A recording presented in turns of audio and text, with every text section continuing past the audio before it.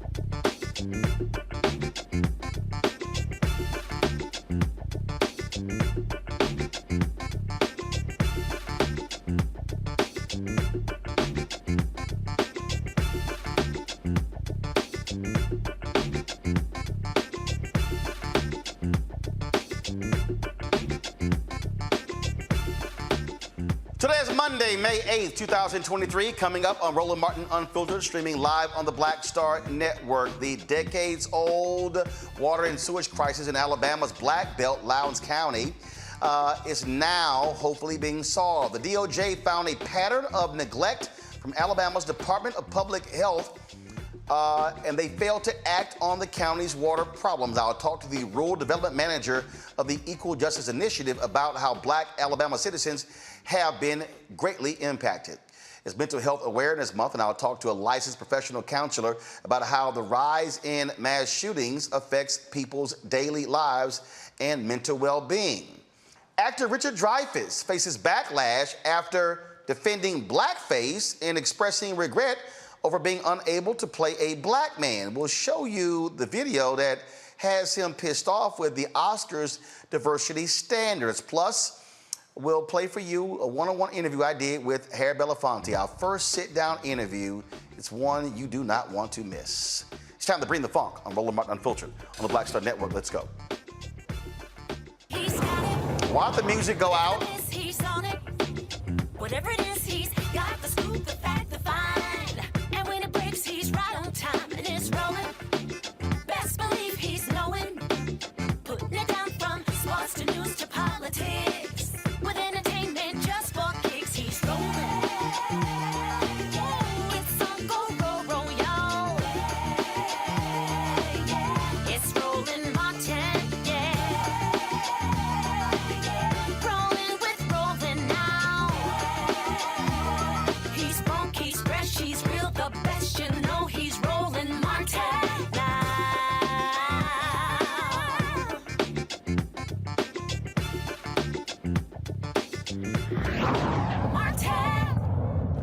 Folks, late last week, the DOJ released the findings of its first environmental justice investigation under Title VI of the Civil Rights Act of 1964. It's in an area of Alabama that's called the Black Belt. According to the DOJ, the investigation uncovered evidence that the Alabama Department of Public Health had a pattern of neglect and failed to act on water problems in Lowndes County, about 30 miles southwest of Montgomery, the state's capital. 51,000 homes in Lowndes County. 60% of them have inefficient sewer systems. Catherine Coleman Flowers is the CEO of the Center for Rural Enterprise and Environmental Justice. She joins me now from Huntsville, Alabama. Catherine, glad to have you here. This is a perfect example, Catherine, of an environmental issue that's a race issue that involves the Department of Justice. Christian Clark was there last week where they announced those findings. Let people know again how the life of black folks impacted by an inadequate water sewer system. Well, first of all, Roland, thank you for having me here. I grew up in Lowndes County, so I know what it's like to have a failing septic system. I know what it's like to use an outhouse. But a lot of people, I was surprised when I moved back to the area to find out that people were still living like that. And what's even worse now is that if you're living in a home where your septic system is failing, usually what people do when it fails, it comes back into the home. And when or it will be outside of the home, or people disconnect it, and that's when you see the toilet paper and so forth outside the home. Then there are a lot of people that can't afford them because they're so expensive, and they just have it growing into a pit, as you see in one of the photos that's there. We've gone to places where we've just seen sewage all over the areas because people didn't have treatment. There are also cases and examples where we've seen they have sewage lagoons where people are living right adjacent to where all the sewage from the community goes into this one area. And we did a study that was released in 2017, a peer-reviewed study where we found evidence of hookworm and other tropical parasites. And when this study was released, the state health department put on its website that it was not valid because we used PCR technology, which was not approved by the FDA. To see those photos, again, people might be thinking, oh, this is 1920s, 1930s, and not 2023. Oh, this is definitely 2023. A lot of those pictures were taken in 2023. And if you go to a lot of the homes, you can see this. And I guess the reason that we were able to share this over the course of the time I've been doing this work is because I am a native and I grew up seeing a lot of this too. A lot of people are embarrassed by it and didn't want to really talk about it, but they shared this information with us because they're ready for a solution. And we're glad that the DOJ took up our complaint and saw validity in what we were. And I've been working on this issue since 2002. So we filed the complaint in 2018, and fortunately somebody heard us and were able to, using Title VI and the Civil Rights Law, and what I think is the most appropriate place, which is Lowndes County, because most of the Selma to Montgomery March goes through Lowndes County. It's also home to the original Black Panther Party, which was founded there. So I think that if history bears us out, maybe we can also make additional history by making sure that no other rural community throughout the South would have these kind of long-running situations, because we're hoping that this could be a model for how we address these issues. Catherine, Lowndes County, 72.5% black, 26% white. So what is this decision by the DOJ, what is it going to do? What is it going to cause? What is going to change? Well, hopefully what it would change is that most of the families that are impacted by this, which are families that are African American, most of the families will find a remedy finally, where they don't have to worry about either sewage running into the backyards where the children are playing around it or coming back into their homes. So we're hoping that out of this we can find technological solutions that work. Places like Whitehall, Alabama, where people are living closer together, we're hoping instead of them being, because the pictures that you're seeing now are in Whitehall, actually that family, their great-grandmother provided the campsite for the marchers when they marched from Selma to Montgomery. It is a travesty that people that gave so much for the right to vote are now being put in a situation where they have to live like this. And hopefully what we could find is that there will be funding that will be directed to them that will allow them to have centralized sewer where centralized sewer can be, or having septic systems that work. And again, they'll be suspending criminal penalties and liens.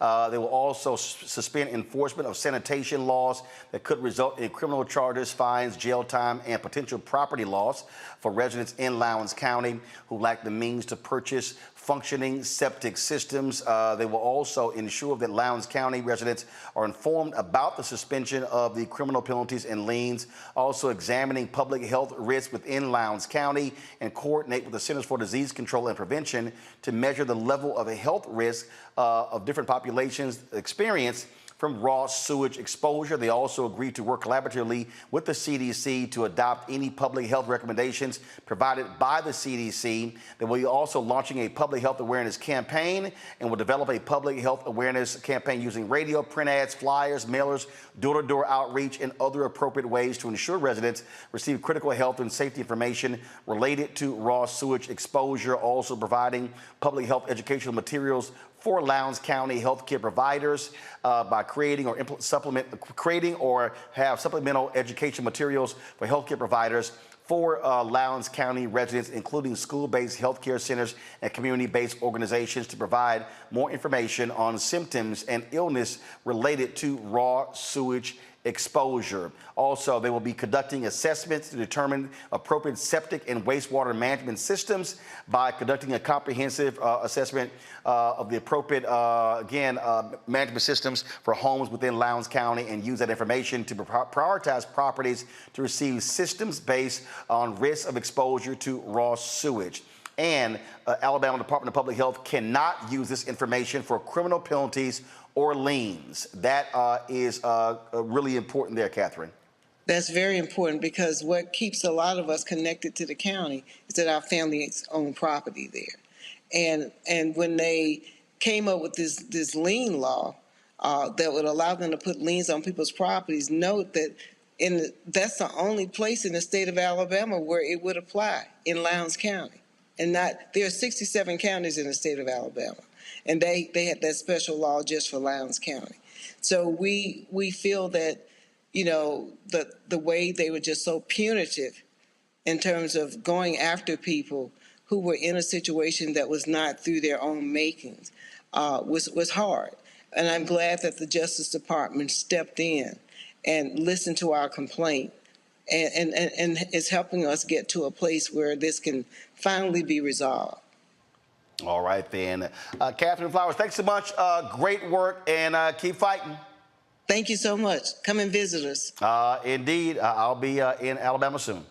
Thank you. Take Thanks care. a lot. All right, folks, so we come back. I'll talk to my panel about this on Roland Martin Unfiltered on the Black Star Network. YouTube, folks, hit that like button. Also, download our app, Apple phone, Android phone, Apple TV, Android TV, Roku, Amazon Fire TV, Xbox One, Samsung Smart TV. Join our Bring the Funk fan club. Your dollars make it possible for us to do what we do. Send check and money orders. P.O. Box 57196, Washington, D.C., 20037-0196. Cash App, $RM Unfiltered. PayPal is R Martin Unfiltered. Venmo is RM Unfiltered. Zelle, Roland at RolandSMartin.com. Roland at RolandMartinUnfiltered.com. And be sure to get my book, White Fear, How the Browning of America is Making White Folks Lose Their Minds. Available at bookstores everywhere. Amazon, Barnes & Noble, Target. Download your copy on Audible. I'll be right back.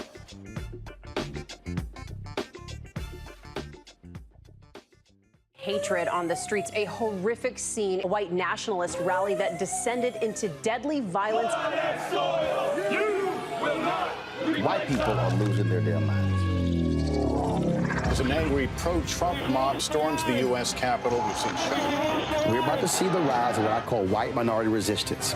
We have seen white folks in this country who simply cannot tolerate black folks voting. I think what we're seeing is the inevitable result of violent denial. This is part of American history. Every time that people of color have made progress, whether real or symbolic, there has been what Carol Anderson at Emory University calls white rage as a backlash. This is the rise of the Proud Boys and the Boogaloo Boys. America, there's going to be more of this. Here's all the Proud Boys, Dave. This country is getting increasingly racist in its behaviors and its attitudes because of the fear of white people. The fear that they're taking our jobs, they're taking our resources, they're taking our women. This is white fear.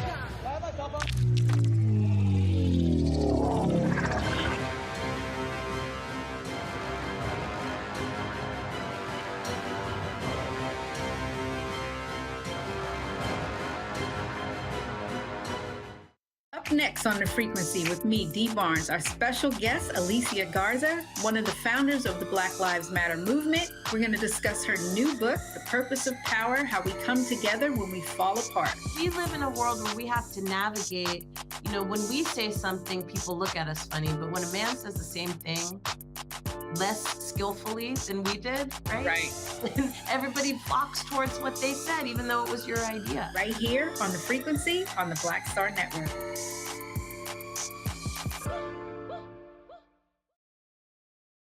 Hi, I'm BB Winans. Hi, I'm Kim Burrell. Hi, I'm Carl Payne. Hey, everybody, this is Sherry Shepherd. You're watching Roland Martin Unfiltered, and while he's doing Unfiltered, I'm practicing the wobble.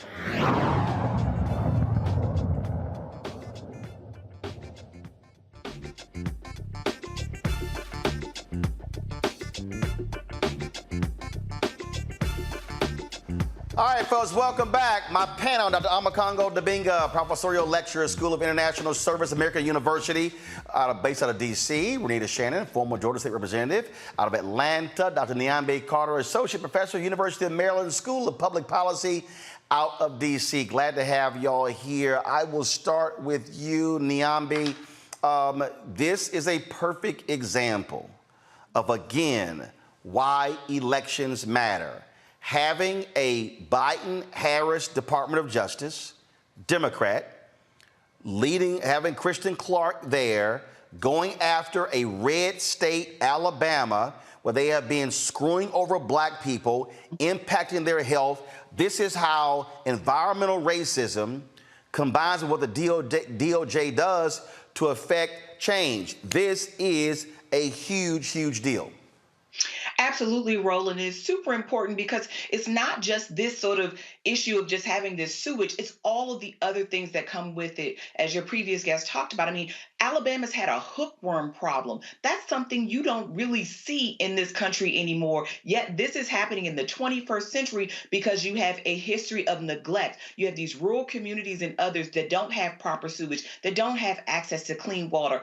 All of the things that we deride developing nations and other countries for, but we never stop to look at rural America. And it's not just the water. It's also the things that we dump. It's the trash collection sites and where they're placed. It's all of this stuff. And it is making black communities in Alabama, in Lowndes County, sick and sicker by the day because they're also less healthcare access in those same places. So it's just a sort of perfect storm of problems that are collecting in this community. And thankfully, the Department of Justice has done something toward trying to remediate this issue, but this is going to take a really long time to get this together.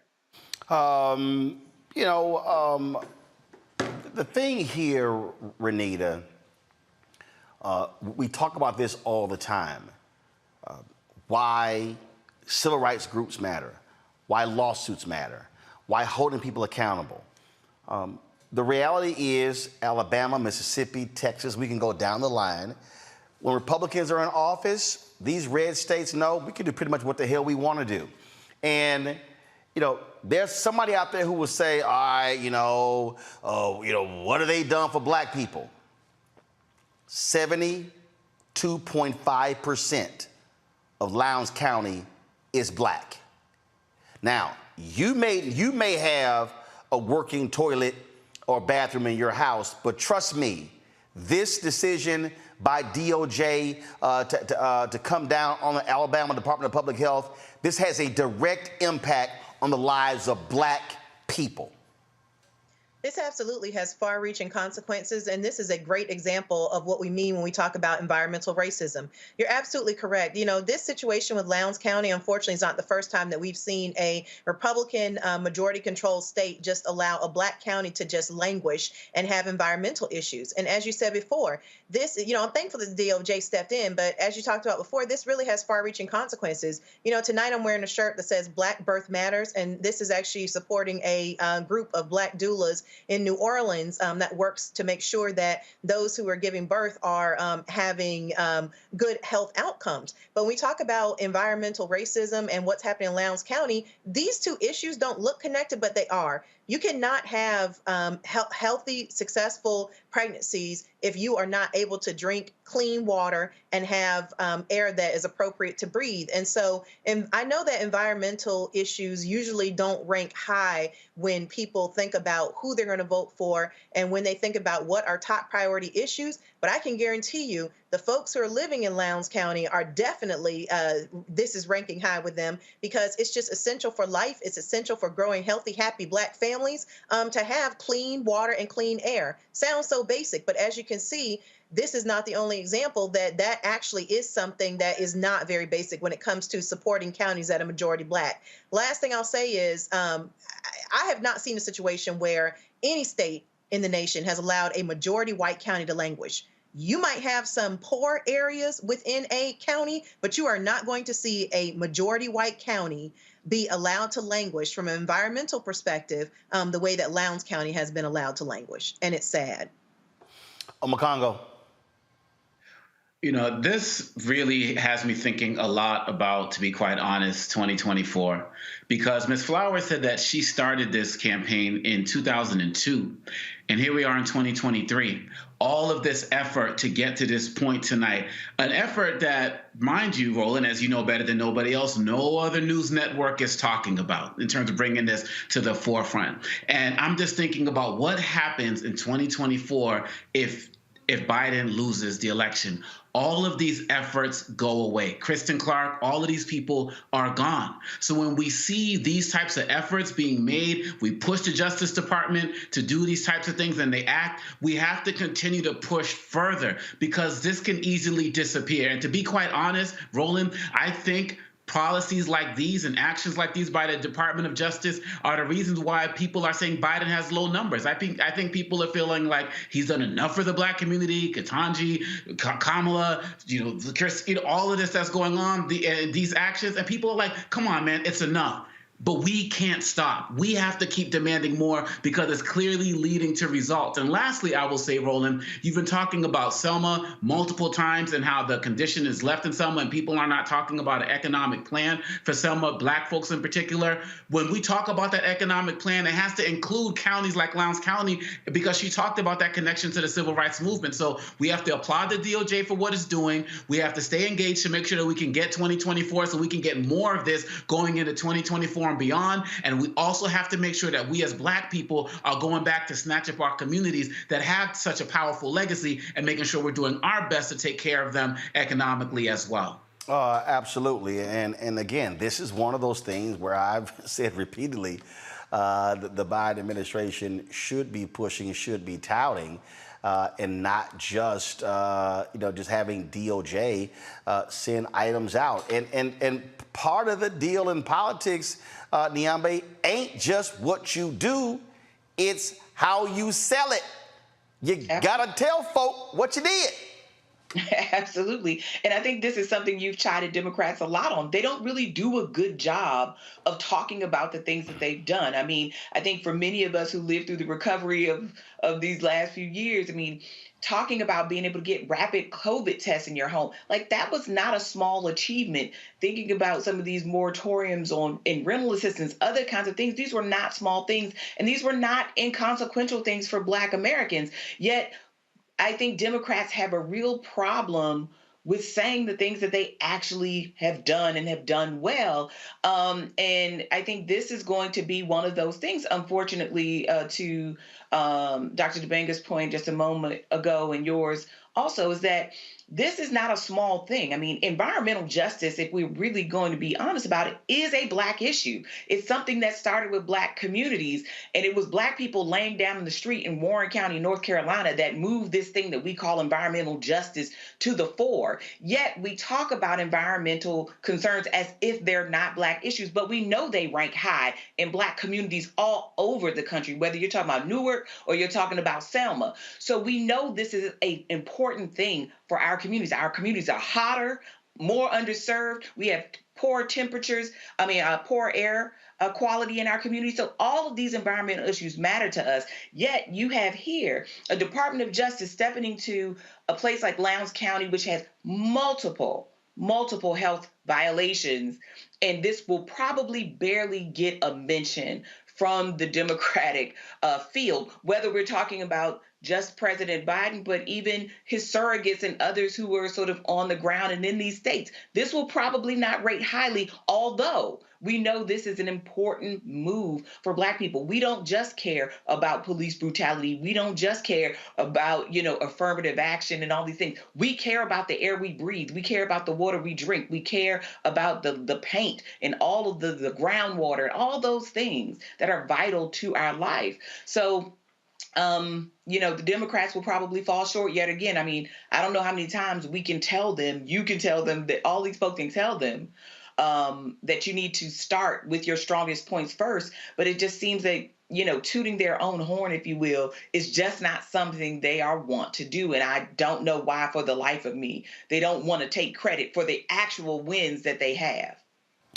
Absolutely. And Renita, again, going into 24, they better do a hell of a lot more. This is also, to me, this is one of those things that Karine Jean-St-Pierre should be talking about from the White House podium.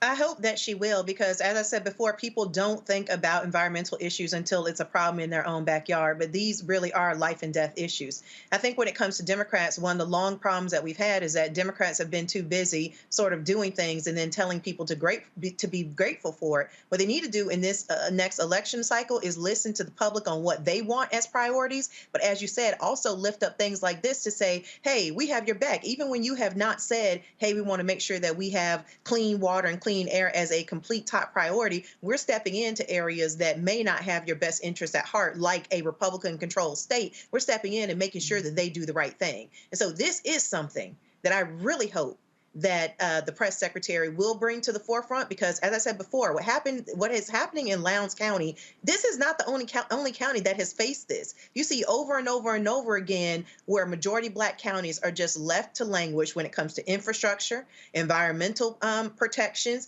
and just overall basic safety. Congo, if you don't toot your own horn, ain't nobody else gonna toot it for you. The Biden-Harris folk better realize this, because look, the ABC poll that came, ABC Washington Post poll, look, they have an uphill battle. It ain't gonna be easy. That's right. For re-election. It's not going to be easy going against twice impeached, disgraced, indicted at least one time for now, president who said you can grab women wherever they want and justified it in a court deposition just last week, but yet it's still not going to be easy.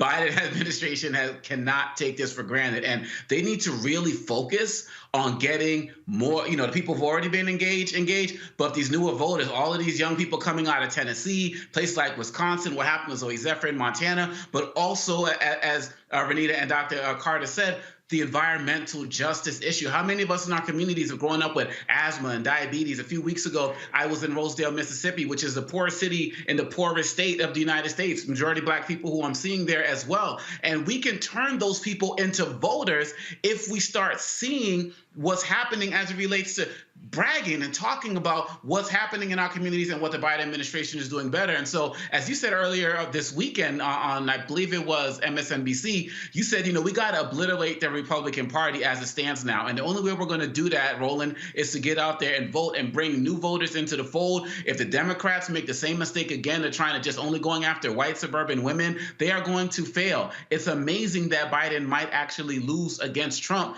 But if the Democrats go with the same old playbook, hire the same old consultants, and don't pay attention to Black media and brag about these stories, it can really be a toss-up as it relates to what could happen. And so really, at the end of the day, the Biden administration has its work cut out for them, and they have a powerful record to go on. Black unemployment, the lowest it's ever been.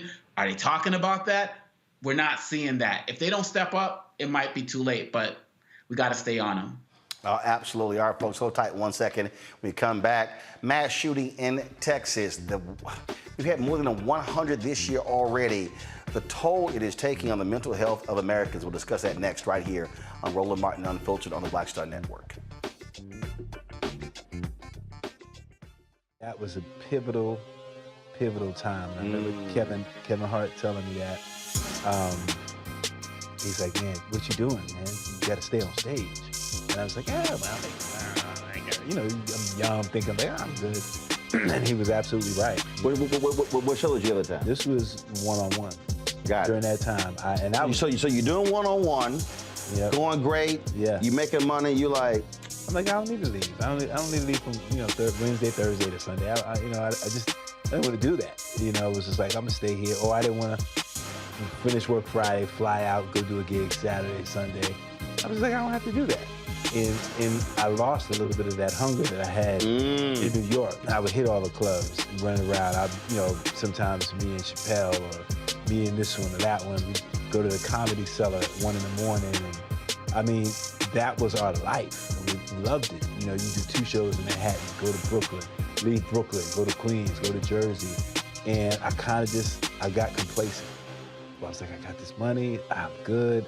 I don't need to go chase that, because that money wasn't at the same level that I was making, but what I was missing was that training. Yes. Was that. And it wasn't the money. It was the money. It was that's what I needed.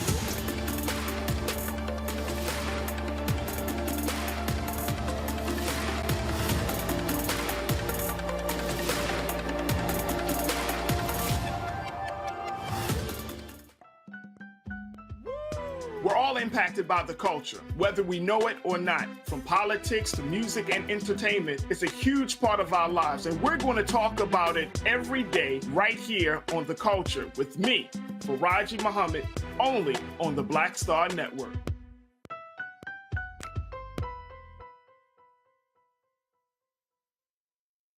Ha ha ha ha ha ha ha ha yeah. Hey, I'm Antonique Smith. What up, Lana Well, and you are watching Roland Martin Unfiltered.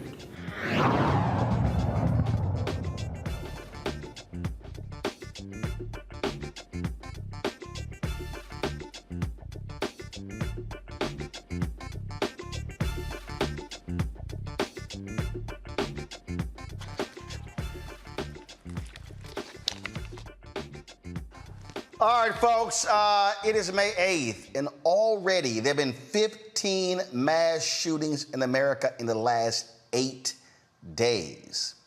As these shootings become increasingly more common, so has anxiety surrounding the likelihood of these events. Folks, this weekend, we saw what took place in Texas. 7 people shot and killed at a mall in Texas. Robin May joins me now from Lithonia, Georgia. Robin is a licensed professional counselor. And Robin, I must tell you, it is, I've seen social media posts where there are people who said they have adjusted what times they go to public events, when they go to the mall. They've adjusted what they wear, how they walk, where they park. And that's a whole lot to think about when you're just trying to just go out. Absolutely. Absolutely. And Roland, what's interesting, even when you were just giving those statistics, I found myself having to take a deep breath at just the reality. What's so interesting is that it was just a mass shooting here in Atlanta and also in Texas, where I am from. And so I even find myself, I do this for a living. I help people navigate this terrain for a living. And I find myself looking over my shoulders, watching people a little bit closer, trying to figure out what's going on. And I want to say this to everybody who's watching me. I've said this before on your show, Roland, and I'm just going to have to be the poster child for this. I want us to understand that our souls, hear me, our souls have a capacity. There's only so much we can carry. And so because we cannot control all the environments, it is wise to figure out what you can do to make yourself feel safe, and not only yourself, your family members. And so one of the things I'm doing tonight, my daughters don't even know this, we're having a Come to Jesus meeting, and we're going to sit down and talk about what is the strategy for safety for our household. But there's something else I think we need to do, Roland. I want you to hear me. I want everybody listening to hear me. What often happens is that we wait for the crisis to start dealing and tending with our hearts and our souls and our anxiety.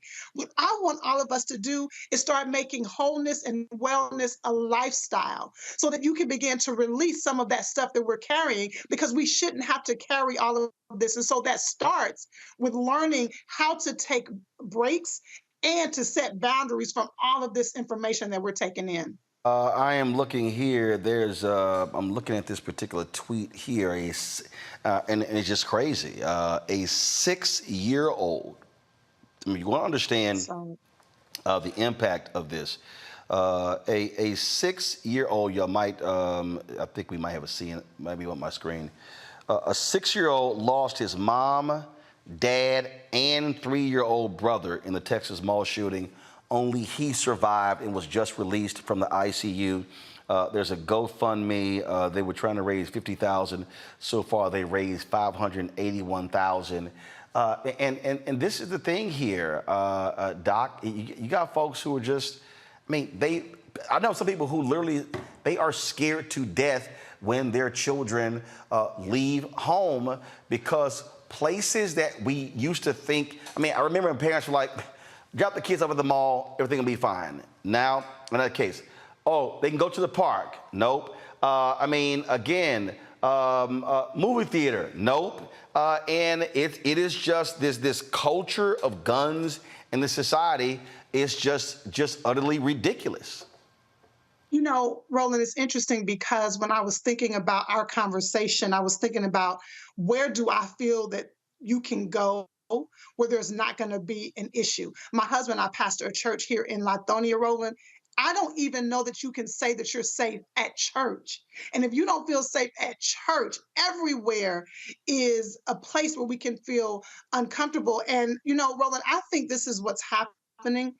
I believe this is a larger problem. And if I had the opportunity to speak to the decision makers in our government, I would say this really boils down to a worldview. Because as long as we believe it's just me, myself, and I, that's the only thing I have to worry about, I don't have to worry about anybody else, we won't begin to make the gun laws that are necessary to make a change, because there is no reason that people should have access to guns so easily. And I'm saying this from a mental health perspective. Let's put as many boundaries in place. I don't want to take anybody's right. I am woman, hear me roar. I want all of my rights. But let's put some boundaries in place so that we can start to mitigate some of this. And if we don't do that, if we continue to have the worldview that it's just me, myself, and I believe these things will continue to happen. Oh, absolutely. You know, what's interesting to me is when you look at some of these people who are complaining and who are upset. I've got a lot of these right-wing folk. And they were so mad and upset what I said over the weekend on MSNBC. And I said, you know, we've got to take these Republicans out, where they must be defeated. When you have people who refuse to do anything about guns, and in fact, their responses, here's what's crazy to me, their responses are, oh no, let's just do open carry. I mean, in Tennessee, the response to the mass shooting in Tennessee was to say, oh no, let's let people just be able to carry guns without a permit. That's unbelievable. Roland, listen, okay, can you and I just sit here for a minute and just talk about what is the challenge? Again, I want everybody to hear me. As a mental health therapist, my job is to make sure that people feel safe to express fully what they feel and what they believe. And personally, I believe we all have our rights. But what is wrong with just saying, if there are 10 steps right now to get a gun, and quite frankly, I think it's about 3, but if there are 10 steps right now to get one of these weapons, what's wrong with just putting 15 steps in place just to make sure that somebody doesn't get their hands on it who isn't ready or who can't handle it or who has evil intentions? But again, I want to say this, Roland. Let me jump back to this mental health aspect for all of us, because while we're waiting to make change, we have to figure out what we can do for ourselves. So I really want to encourage people to create their own strategy. What can you do to feel? Now, you can't control it all. Let me say that again. You cannot control it all, but you can do some things to make yourself feel as safe as possible, even if that means, like I said, sitting down with your family and talking through what time do we need to all be home? How do we check in with one another? What is our code word? When we go places, what are we looking out for? That is one of the ways that you can take some semblance of control back. Renita, your question for Doc. Well, thank you for talking with us tonight. I guess my question is really around what are people supposed to do as far as relieving the chronic stress that they're living under due to these mass shootings? Because as Black folks, we already live with chronic stress because there are things that have gone unresolved in our communities, which are also a part of this issue, like police brutality, police just, killing Black people with guns. So there are already chronic stress issues that we deal with. You mentioned before about taking a break. But the problem is, even when you take a break, the minute you come back to real life, you turn on the news, you go online, and immediately you see that there's been another mass shooting. So, what is a realistic way to balance the chronic stress that people are now having to deal with, understanding that these shootings can and do happen anywhere at any time? So I'm so glad you asked me that question, because can I tell you what I believe the crisis is? Again, I said this a little bit earlier. What I find when people come into my office virtually and they sit on my virtual couch, what I find is that we want to start implementing crisis management in our hearts and in our souls and in our lives once the crisis happens. What I want us to realize is that we have to create a lifestyle of taking care of our souls. Listen, I know that there's this popular mantra now of self-care, and I believe in self-care, but often we minimize that to getting our nails done and getting our hair cut. What we need to understand is self-care has to go a little bit deeper. We need to start looking into soul care. What are the ways that you care for your soul? I can't tell you how to do that, but we have to begin to identify that. But I'm going to give you the very first thing that I tell anybody I talk to. Hold space for yourself. Hold space for yourself, because what often happens, particularly in the Black community, we ignore what we feel. We ignore what we feel and we brush it to the side and we push it to the side. But I'm going to tell you something. That feeling is going to show up. It's going to show up in how you respond to your kids. It's going to show up when you're driving down the street and you're blowing your horn. So we've got to hold space for ourselves. We have to have a space where we can say, I'm tired. I'm overwhelmed. I'm shook. I can't do this right now. We have to learn to set those boundaries and not be afraid of setting the boundaries. Makongo? So, Dr. Mayor, I want to talk about the kids, high school students, middle, elementary school. When I was a kid and there were shootings that would happen, there would always be stories about there's going to be grief counselors at the school. And in the hood, we were like, they're never coming to our schools. They were going to like the white schools, the suburbs and the like. And so I'm wondering, from your experience, is there a particular type of stress that is different in the Black community in terms of how therapists and counselors should be responding to these mass shootings? Because following up on part of what Renita was saying, some of us in our communities are already dealing with other types of violence, including individual targeted gun violence as well. So should counselors be taking a generic approach to how they deal with all young people in these mass shootings, or should they look at it a little bit different as it relates to our communities? Well, any therapist works their salt, work their weight, understands that you cannot have a generic approach. I am not a child psychologist, but I will say, as a mama to children in each age group, elementary, middle school, and high school, I will say that I know that any therapist that has done the work understands that we do need to create strategies that are appropriate for our culture. And what that looks like can be different because, we are not a monolith. And so what that looks like can be different. One of the first things I believe, though, is helping children be able to identify feelings. Helping children be able to identify feelings, particularly in our community. And listen, that can be as simple. If any parent is watching me right now, that can be as simple as pulling out your phone, Googling a feelings wheel. I'm giving you a strategy right now. Pull out your phone with your child, pull out and Google feeling wheel, and help your child learn how to identify what they are feeling and not, watch this, because this is what often happens in our community. We'll tell them to suck it up. Tell them it's nothing wrong with what they are feeling. Another strategy that can work with young people, this is what I do with my own children.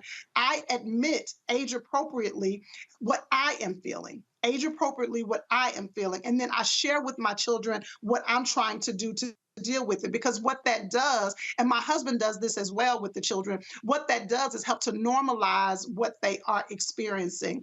And then lastly, remember when I said earlier to create space for yourself? I need everybody to learn to create the space for their children. And what does that look like? Even if, now I know this is going to sound pie in the sky, to some folks, but I want you to trust me, even though you don't know me. I want you to consider setting a time one day out of the week where you and your children just sit and talk about what you're feeling. Ask them what they know about what has been on the news. Give them the space without retribution, without getting in trouble, without telling them to suck it up. Give them the space to be able to communicate what they are feeling. You'll be blown away with their insight into what they're experiencing. Niambi. Yeah, so I wanted to talk about how we don't conflate mental wellness, mental illness with violence. Because I think every time these events happen, we always say, well, the person was mentally ill, the person was mentally ill, it's obvious. But there are lots of people who are struggling with mental illness who are not violent, who do not resort to shooting people in the mall or at the grocery store or church. So how can we have a more responsible conversation around mental illness and whether that motivates shootings, and also these broader, kinds of considerations around mental illness and mentally ill people, and making sure those folks get the supports that they need, even ourselves who are struggling with mental wellness and mental illness for numerous and sundry reasons, from the stress of these shootings, from the stress of being Black, from the stress of being women. So how can we have a responsible conversation about this that does not demonize mental illness or cast mental illness in a violent light? Yeah, that is a really intense conversation, and it's one that I've been having with a lot of colleagues. One of the things that I like to say is that multiple things can be true at the same time. And so you absolutely are right. I work with people all the time, every single day, who have severe mental illness, who have never gone out and performed these types of acts. And so, yes, what happens, and I believe, and this is my first time talking about this on a stage like this because it's such a sensitive conversation, but I believe what often happens is that human nature cannot be, number one, controlled. It cannot be fully understood, and it cannot be put in a neat box. Let me tell you what I mean by that. We want to fully understand all of human nature and be able to say, this is why this person did that. We want to be able to put it in a neat box so that we can put it on the shelf. And I just have found that it's not that nuanced. It is hard for me to say, watch this, I know this is going to be a bit controversial, but I'm here now. It's hard for me to say that somebody that shoots up a mall or shoots up a church or shoots up a school, it's hard for me to say that that person is mentally well. I believe that there is something going on, even if it is something that is undiagnosed, or even if it is a person. Now, we can get into mental illness, personality disorders, but that does not equate to the person who is mentally ill also being someone that's going to commit violence. We have to parse that conversation out so that people are not ashamed to come and say that I'm not doing okay. And I believe that conversation needs to continue to be had in safe spaces, because people like me will be hesitant to talk through it because you don't want the backlash, but it's a broader conversation that I believe needs to be had consistently so that everybody can have a greater understanding of mental illness. And I want to say this as well. I believe that mental illness and mental wellness needs to become ingrained from childhood, understanding what that is. I believe it needs to be talked about at church. I believe it needs to be talked about in our colleges so that we can have a broader understanding, so that we are not passing judgment on people and causing people to be demonized. All right, Robin May, we appreciate it. Thanks for joining us. Thank you for having me. Folks, coming up next, actor Richard Dreyfuss. Oh, he is so upset, y'all. He cannot wear blackface. And he's angry. He's really upset that the Academy is now demanding diversity. He was mighty quiet when white men ruled Hollywood. I'll break it down next on Roland Martin Unfiltered on the Black Star Network. When you talk about blackness and what happens in black culture, we're about covering these things that matter to us, speaking to our issues and concerns. This is a genuine people-powered movement. There's a lot of stuff that we're not getting. You get it, and you spread the word. We wish to plead our own cause Too long have others spoken for us. We cannot tell our own story if we can't pay for it. This is about covering us. Invest in Black-owned media. Your dollars matter. We don't have to keep asking them to cover our stuff. So please support us in what we do, folks. We want to hit 2,000 people, $50 this month, raise $100,000. We're behind $100,000, so we want to hit that. Y'all money makes this possible. Check some money orders. Go to P.O. Box 57196, Washington, D.C. 20037-0196. The Cash App is $RM Unfiltered. PayPal is R Martin Unfiltered. Venmo is RM Unfiltered. Zelle is Roland at RolandSMartin.com. On a next, A Balanced Life with me, Dr. Jackie. What does it mean to actually have balance in your life? Why is it important and how do you get there? A masterclass on the art of balance. It could change your life. Find the harmony of your life. And so what beat can you maintain at a good pace? What cadence can keep you running that marathon? Because we know we're going to have, high levels, we're going to have low levels, but where can you find that flow, that harmonious pace? That's all next on A Balanced Life on Black Star Network. What's up? What's up? I'm Dr. Ricky Dillard, the choir master. Hi, I'm Amber Stevens-West from The Carmichael Show. Hi, my name is LaToya Luckett, and you're watching Roland Martin Unfiltered.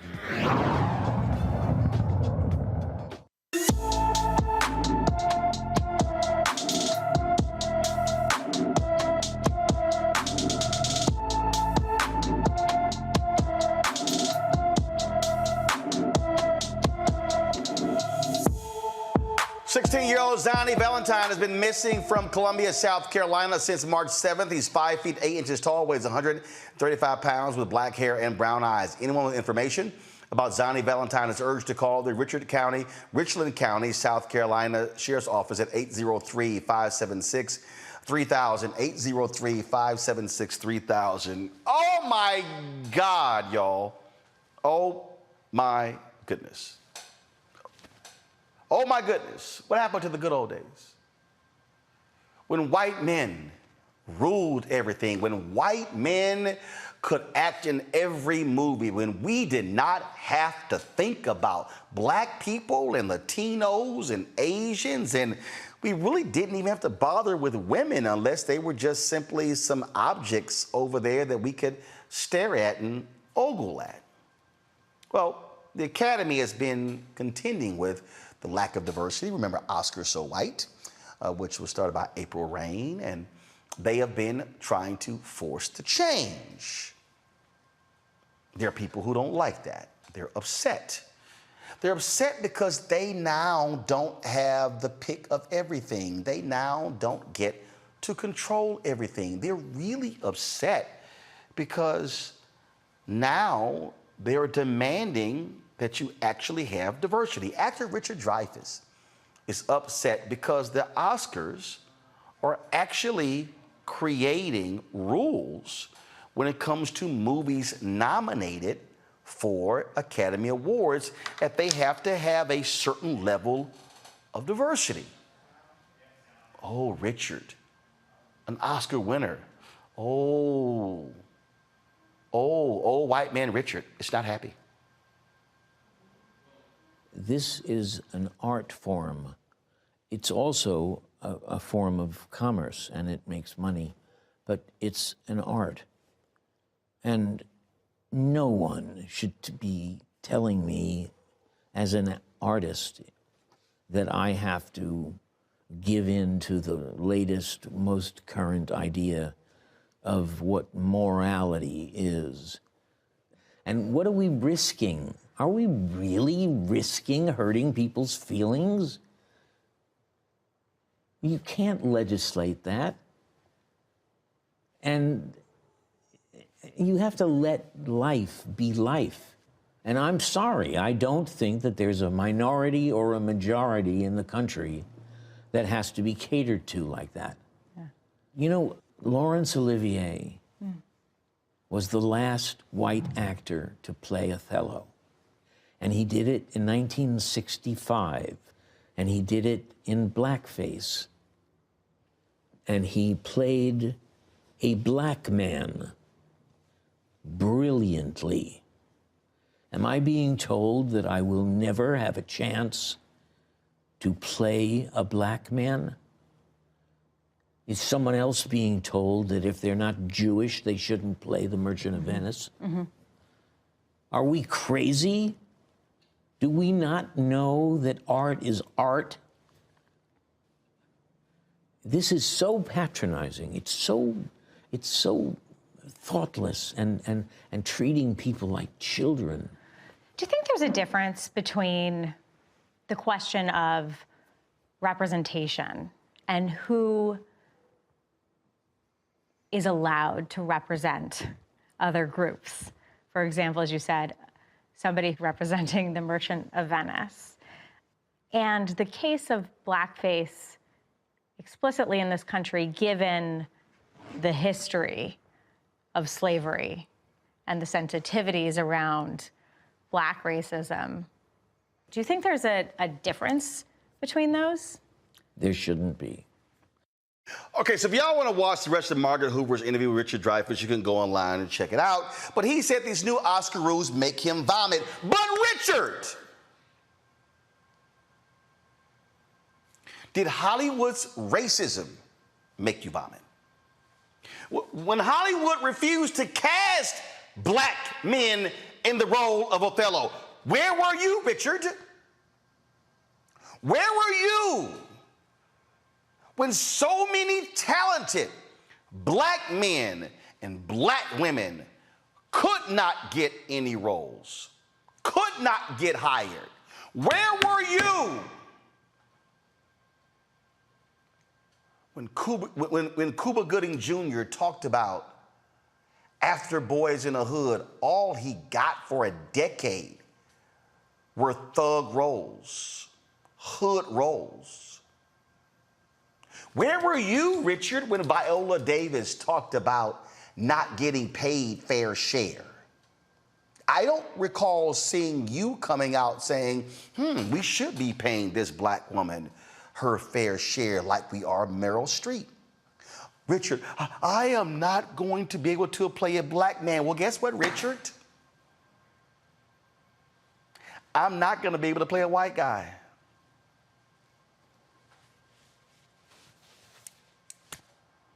You also are lying because Sir Laurence Olivier was not the last actor in blackface. See, you said he played Othello. Robert Downey Jr. played a man in blackface in a movie. White chicks. Marlon and Sean played two white women. See, what you will not hear in that interview, we can't legislate people's feelings.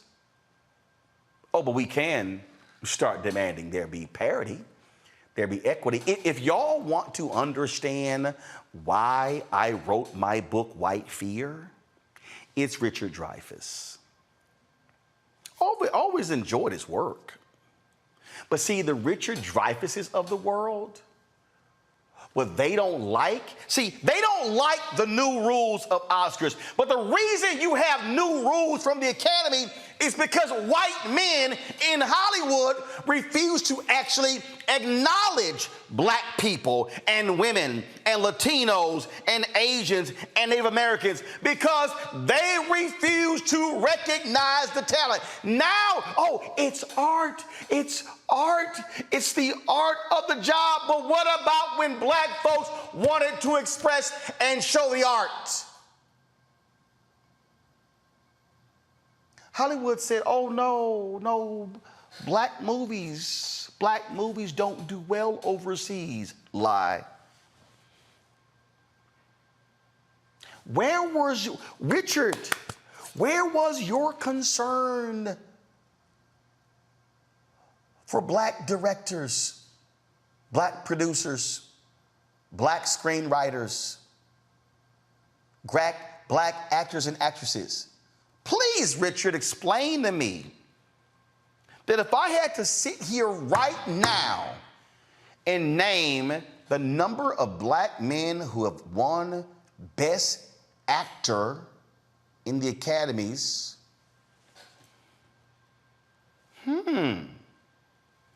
Sydney, Denzel, Jamie, Forrest Whitaker. I think that's it. If I had to name the number of black women who have won Best Actress, Halle. Some of y'all watching say, Viola. Nope. She won for Best Supporting, not Best Actress. Because that year they chose not to nominate her in the Best Actress category because they felt it was too steep. So they put her in the Best Supporting Actress. Ever dawned on you, Richard? That's all we can name?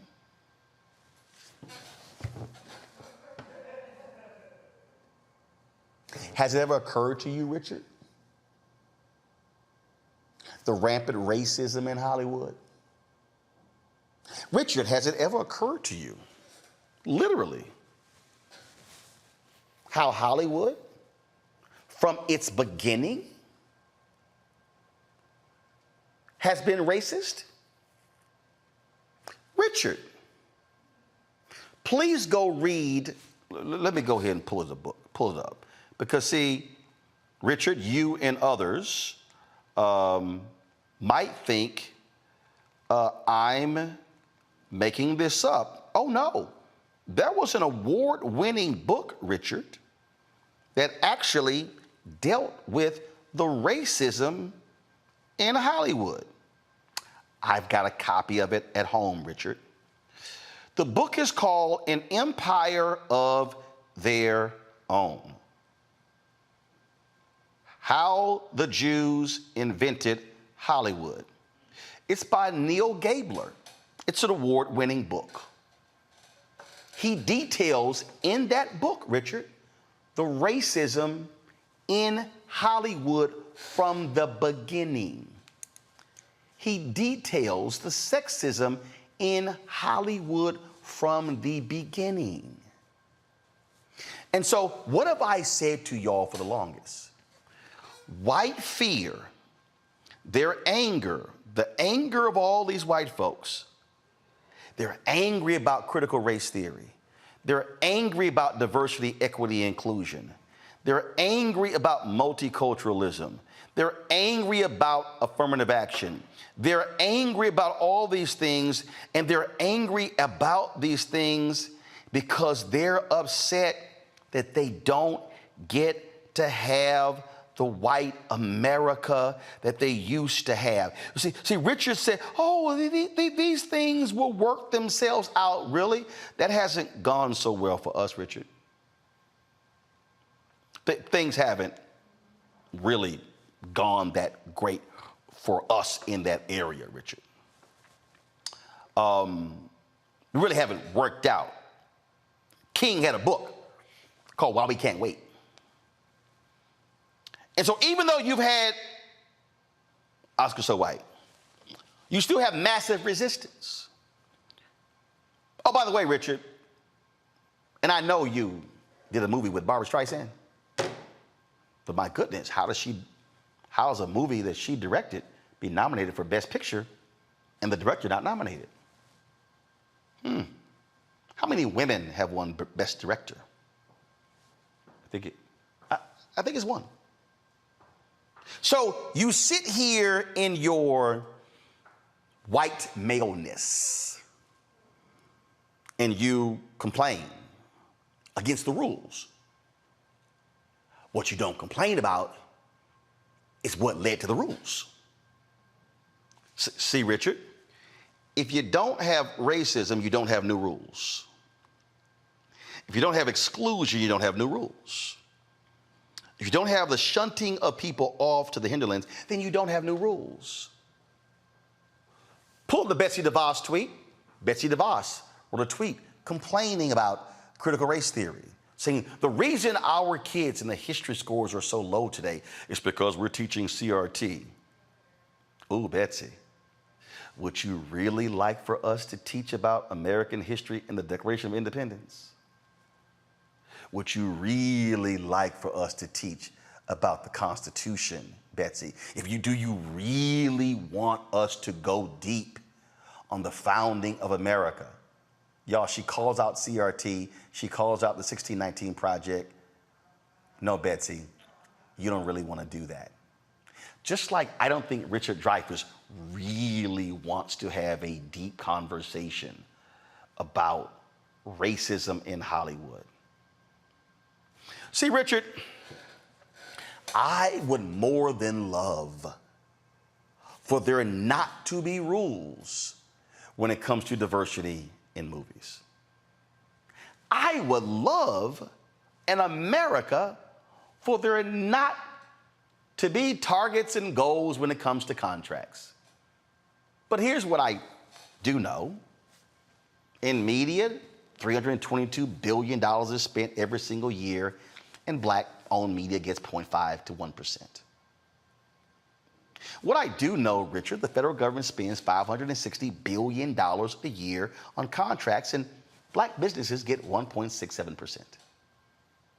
What I do know, Richard, is that it's rare as hell for black people to be honored by the Academy Awards. It's actually rare for black men to be lead characters on television and film. Shamar Moore was complaining over the weekend about CBS canceling SWAT, and he said he was the only black male lead of a drama on all of network television in 2023. So, Richard, you're a 75-year-old white man. And it's very easy for a 75-year-old white man to talk about the art. The art. Oh my God, the art. It's the art. Everything's about the art. When there's been systematic exclusion of black folks in every facet of the society, including so-called liberal Hollywood. So, Richard, forgive me that my violins have taken the night off. Forgive me that I really don't give a damn about your hurt little feelings. Because the reality, Richard, we're not going anywhere. And white folks like you are going to have to accept the reality that we ain't going anywhere. And you might be a little upset. You actually probably a little pissed off that you don't get the pick of roles that you used to. Because you now have to share with black and Latino and Asian and Native American actors. Oh, you can talk about The Merchant of Venice. But the reality is, we've seen folk who are not Jewish play those roles. We've seen individuals who are not Italian play those roles. John Leguizamo was literally complaining about that very same thing. So this idea that this isn't happening, it's not true. What you don't like is that the Academy has finally said to all of white Hollywood, and by the way, Richard, the Academy is still more than 80% white. What you don't like is they've said it's not good enough. Oh, lastly, Richard, you said it's art and it's also commerce. Richard, matter of fact, zoom in. Richard, I want to help you out. Black people have lots of money. Latinos have lots of money. Asians have lots of money. A study was done that says Hollywood is losing $10 billion a year because they failed to accept diversity.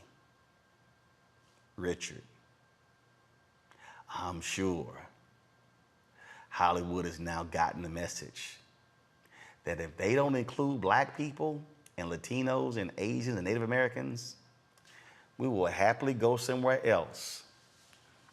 And they do not want to see other folk make that money and not them. You'll get over it, because we really don't care. We really don't. That's all I got to say. Congo, you can weigh in. You laid it out. That was class right there. It was truly in session. One of the things I talk about in my book, Lies About Black People, was coming out in July, and thanks for the shout out on that book, Roland, as well, on the blurb, is I talk about the history of blackface going back to 1830 with Thomas D. Rice, who was the first person to get out there and do these minstrel shows. He was a B-list actor, but by 1845, he was a superstar in a burgeoning industry. And so we go up to the present, and we can go down the list of so many people I talk about in the book who have played white people who had played non-white characters, everyone from Ramses to Cleopatra. I mean, here's a partial list, Roland. Ben Affleck, Fred Astaire, Marlon Brando, Justin Chatwin, Glenn Close, Sean Connery, Benedict Cumberbatch, Tony Curtis, Johnny Depp, Joel Grey, Alec Guinness. I can go on and on. Jake Gyllenhaal. The list goes on and on. They have made a fortune off of playing people who don't look like them, while people from all of these other communities, Black, Asian, Latino, get marginalized and don't have an opportunity to make that money. And that is the history of Hollywood. And so now that these guys have to actually compete with people who can actually play the roles that were written for them,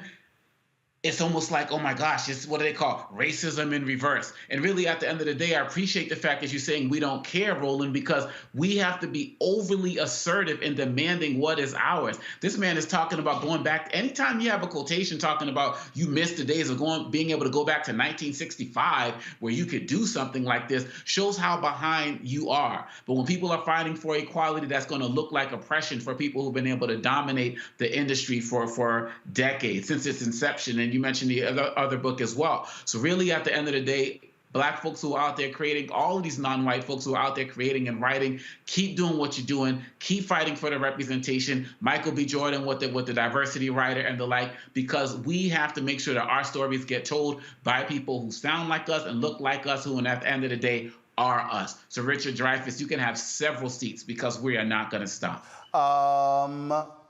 Brenda.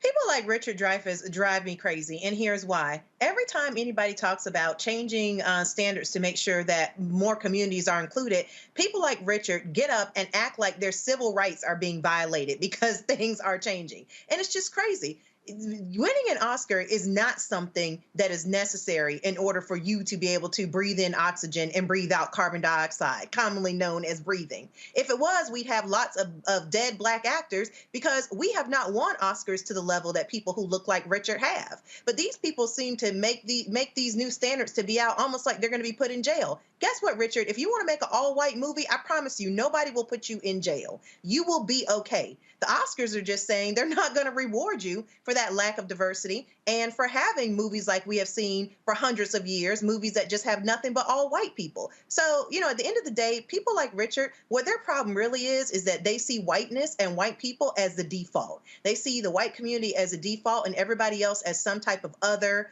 or being something different. And that's why they can't understand why inclusion standards need to change. So at the end of the day, Richard will be strong or don't be strong. Either way, we don't care. Miambi, take us out. Well, I was just going to say, I think we should all be concerned when someone is upset about not being able to put on blackface. What's that really about? And I think for all the reasons that you and my co-panelists have laid out, what this really is about is a white man not having boundaries and getting boundaries probably for the first time in his career, and he doesn't like them.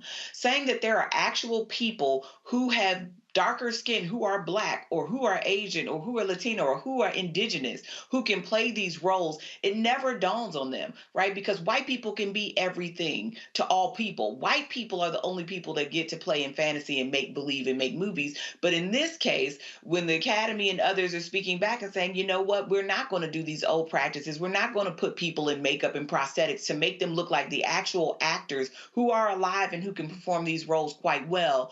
I think you see the tantrums that people are throwing, because what he's also saying is he doesn't believe that Black actors or Asian actors or Latino actors or indigenous actors are just as good, right? That if white people can't compete, if white men like him aren't considered for these roles, then somehow the casting is illegitimate. And hey, we've seen blind casting. It works. It's a thing. But that's not what he's really upset about. He's upset because somebody said that there are boundaries to his white maleness, and that's usually the key to everything. In this society, even and still to Hollywood. It's just saying that in this one instance, we're not going to do business as usual, which is to find a white person and either change the story to make him, the character, less ethnic, if you will, or to change something essential about the character, like their skin color. So, boo-hoo for Richard Dreyfuss, who at his big old age can't figure out how to be interesting and thoughtful and creative, absent, dark skin makeup. Yep. So, Richard, we don't care. We really don't. We don't care. Niambi, Renita, Amakongo, I appreciate y'all joining us today. Thank you so very much for being on the panel. Folks, coming up next, I sat down with Harry Belafonte in 2012 to talk about his memoir and his new documentary. It was an amazing conversation. You get to experience it, likely for the first time.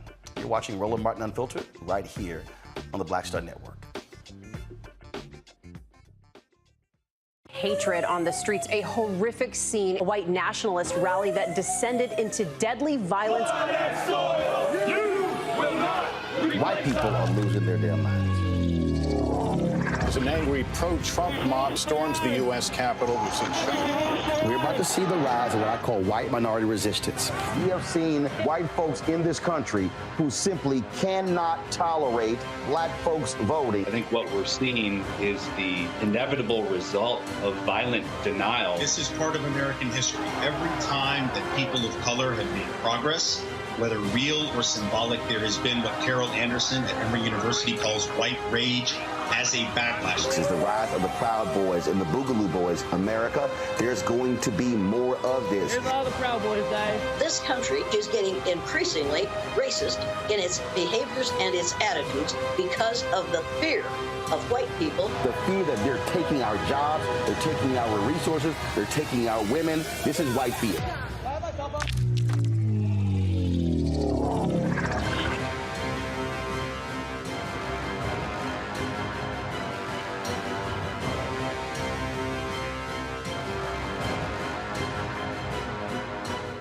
Hi, I'm Dr. Jackie Hood Martin, and I have a question for you. Ever feel as if your life is teetering and the weight and pressure of the world is consistently on your shoulders? Well, let me tell you, living a balanced life isn't easy. Join me each Tuesday on Black Star Network for A Balanced Life with Dr. Jackie.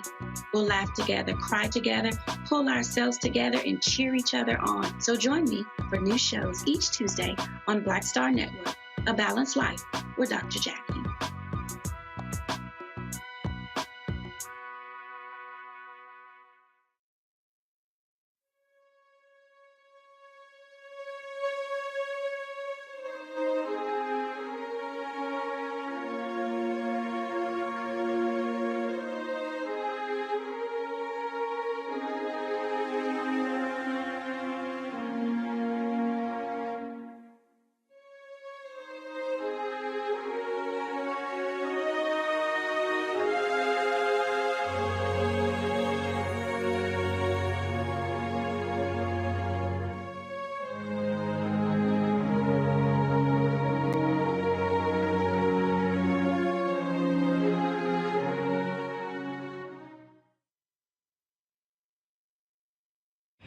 I'm Roland Martin, and welcome to this special edition of Washington Watch. Harry Belafonte. Just the name itself brings forth powerful memories of the star's singer, actor, producer, humanitarian, and close-up witness and participant in the civil rights struggles of the last half of the 20th century. His life, public and private, is revealed with unflinching honesty in his book, My Song, A Memoir, and in this interview with me in his New York City office. Well, first off, Harry Belafonte is so glad to sit before you and to join us here on TV One. It's good to see you again. I read your book, My Song, A Memoir. And what was really interesting When you talked about why you needed to do this book, why you needed to do the HBO documentary, because with Marlon Brando, your longtime friend, passing away, all of that history died with him.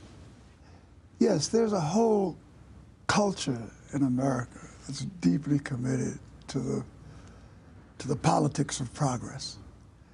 And a lot of people play a role in that culture, but they play it quietly. And a lot of them have celebrity status. And Marlon and I grew up together. I met him when I was 19. We were in school together. And our careers our lives paralleled one another. As a matter of fact, he introduced me to my second wife. And someone who he was dating. Yeah, as a matter of fact, I met her while he was dating her. And I said, this is too good for you, Marlon. That's a good friend. Anyway, he did a lot. He did a lot with the Black Panthers. He did a lot with SNCC, Student Nonviolent Coordinating Committee. He came and met with Dr. King any number of times, came to New York, along with a host of other celebrities, to raise funds and to raise consciousness. I think America needs to know that they have citizens who do this on a much larger scale than the press is able to report or chooses to report. So when he passed, I saw the void that was there as far as my soul was concerned, because I lost a very good friend. But then I understood that he went away without ever telling America what he did. And America needed to know that there are a lot of citizens that make a difference. So I decided that I would go out and find people who knew him, knew the history, and could comment on it. And as I started on that path, I ran into a lot of other people that had parallel histories to Marlon, and I thought they should be in this story that I was attempting to tell. And as a consequence, we came up with Sing Your Song. When I got through making the film, I realized that we had about close to 800 hours of interview footage. And we only had an hour and 40 minutes in which to tell the story. So the idea of a book, to become more subtextual, to talk more deeply about the context of the history of the period, was required. So then I went off and started to do the book at a parallel time that we were editing, as we were editing the film. And both came out at the same time. I've always been fascinated with history, but specifically African-American history. When Gordon Parks died, when I read these obits, and you're sitting here saying, man, he did all of this. And I began to get DVDs and began to get books to really understand who he was. And in many ways, that's how I felt reading this book. I mean, I'm sitting there going, man, I've known a lot of stuff, about Harry Belafonte. But wow, this is amazing. And what really stood out was that you literally were at the intersection of so much history. Paul Robeson, W.B. Du Bois going to dinner, Dr. King going through SNCC and all of those folks. And so when you think back on that, do you even tell yourself, man, those were amazing times? I really didn't get into the fact, I knew there were amazing times as I was living out the history. You can't have over 250,000 people show up in the Mall of Washington, D.C. and don't know that something's going on. Right. So things like that, which were outstanding, obviously stood out. And I was aware of the fact that I was with men like Dr. King and John Kennedy and Nelson Mandela, and women like Eleanor Roosevelt and Rosa Parks, who had their hands on the pulse of our time. And that to be in their service meant that I was doing something that had historical value. It is in that spirit that I was able to sustain and maintain a life of social commitment that satisfied the earliest instructions that I got from my mother, which was never go to bed at night knowing that there was something you could do to stop injustice and didn't commit yourself to it. She said, make sure you always wake up every day doing something to help enhance justice. And with that instruction, which I got quite young, it just stayed with me all my life and became the thing that I measured most of what I did my life against. Next, Harry Belafonte's mother may have directed him towards a life of service, but life with her was difficult and damaging. Life with my mother was not easy. I didn't really come to understand her more fully until I'd gone through a whole period of psychoanalysis and began to look back into my life in greater detail to understand what were the things that really, what were her obstacles, what were the things that she had to overcome, and what price did we pay in her attempt to overcome these hurdles.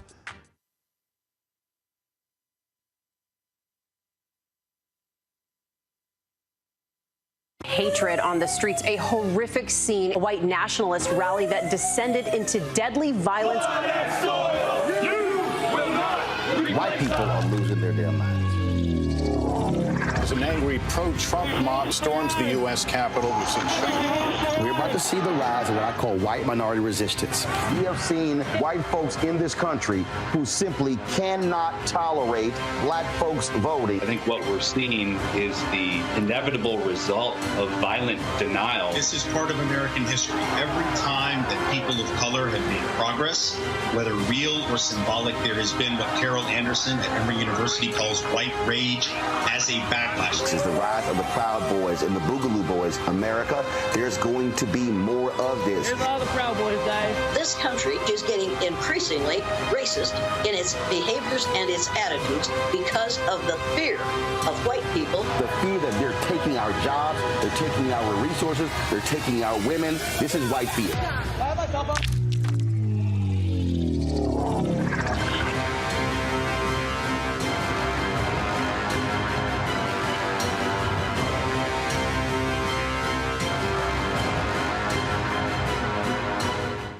Up next on The Frequency with me, Dee Barnes, our special guest, Alicia Garza, one of the founders of the Black Lives Matter movement. We're going to discuss her new book, The Purpose of Power, How We Come Together When We Fall Apart. We live in a world where we have to navigate, when we say something, people look at us funny, but when a man says the same thing less skillfully than we did, right?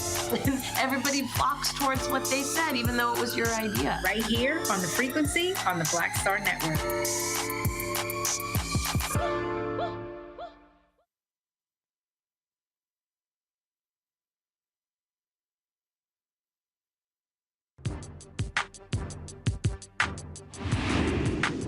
You talk about your mother, and that was just a consistent theme from beginning to end. Not only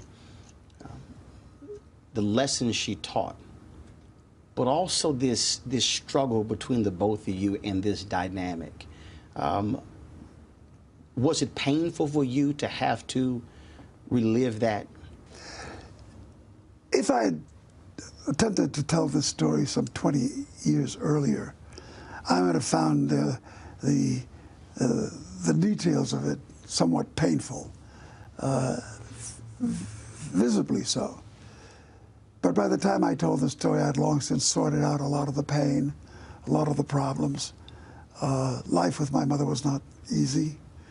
I didn't really come to understand her more fully until I'd gone through a whole period of psychoanalysis and began to look back into my life in greater detail to understand what were the things that really, what were her obstacles, what were the things that she had to overcome, and what price did we pay in her attempt to overcome these hurdles and these obstacles that were put before her.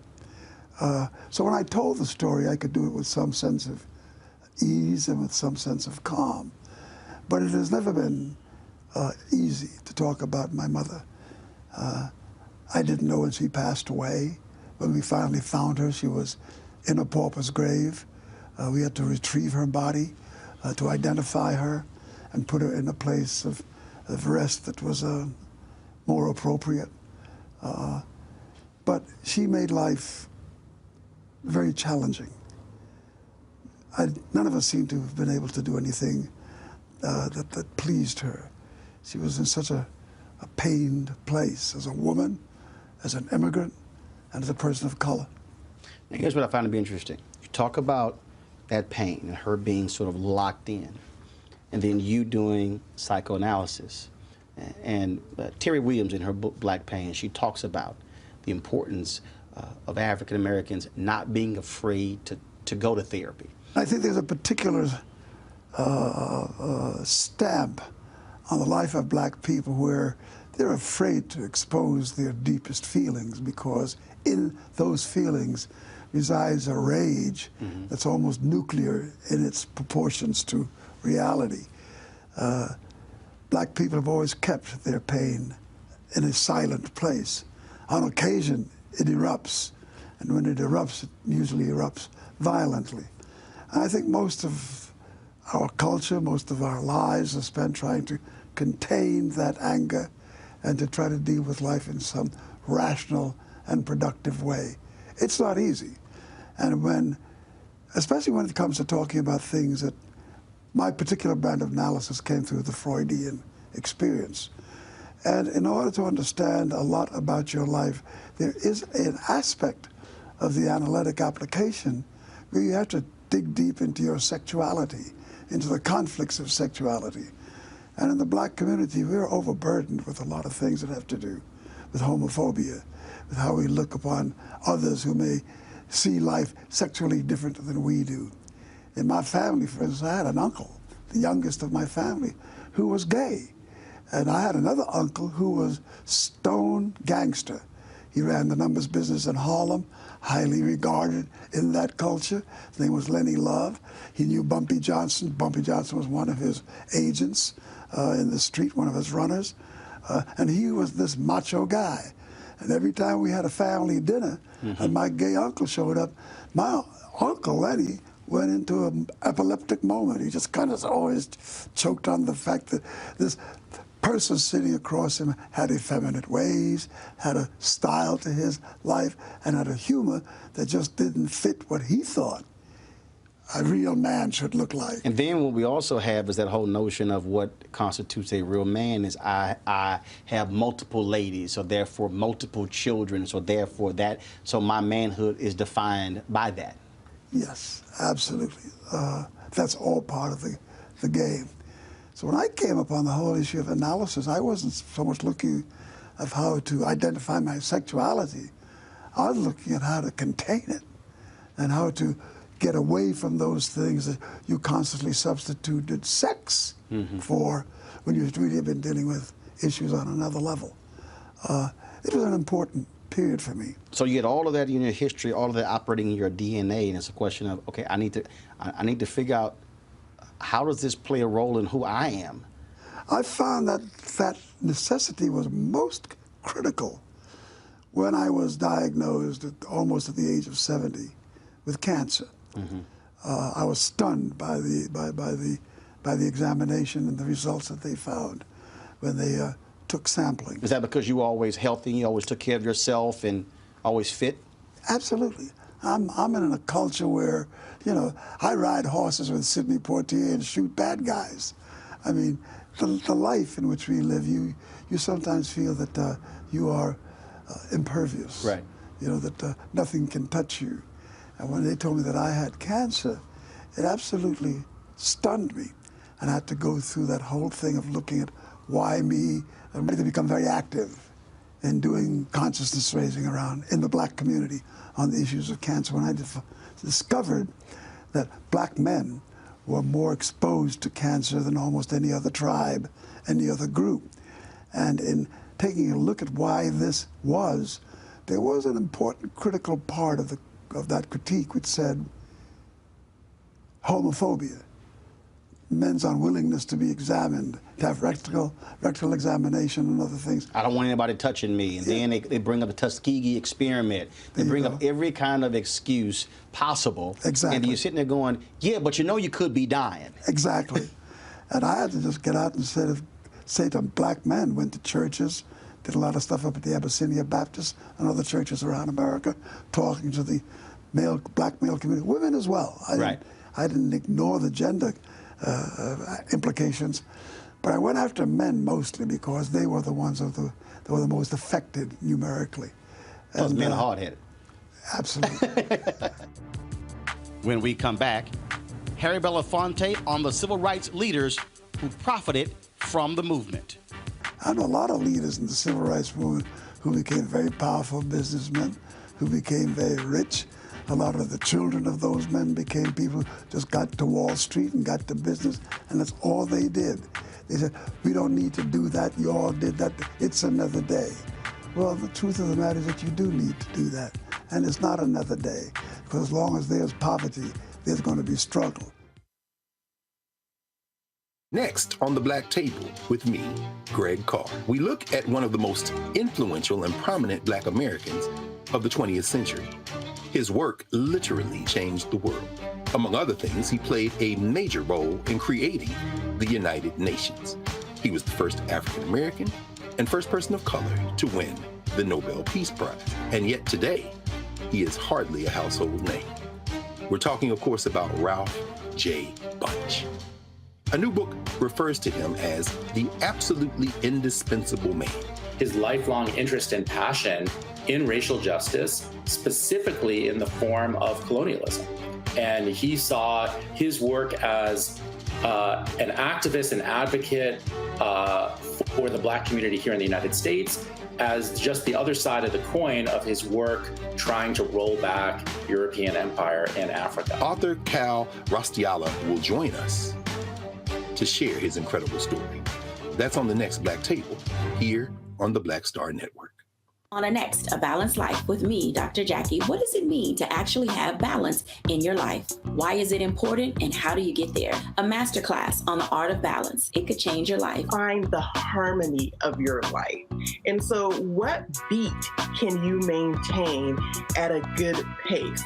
What cadence can keep you running that marathon? Because we know we're going to have, high levels, we're going to have low levels, but where can you find that flow, that harmonious pace? That's all next on A Balanced Life on Black Star Network.